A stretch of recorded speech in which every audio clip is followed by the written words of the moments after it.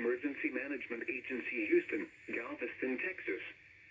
This is a child abduction alert issued by the Texas Amber Alert Network. The Bexar County Sheriff's Office is searching for Elena Davidson, white, female, 11 years old, Raylan Davidson, white, male, 9 years old, Savannah Davidson, white, female, 7 years old, Madeline Davidson, white, female, 4 years old, Evangeline Davidson, white, female, 2 years old, and Declan Davidson, white, male, 1 year old.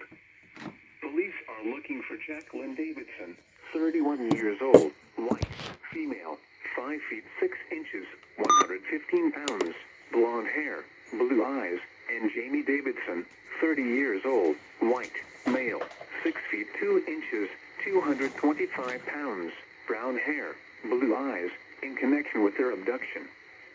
The suspects are driving a black 2019 Nissan MV van bearing Texas license plate number 9 South Y. The suspect was last seen in San Antonio, Texas. Law enforcement officials believe this child to be in grave or immediate danger. If you have any information regarding this abduction, call the Bexar County Sheriff's Office at 210-335-6000.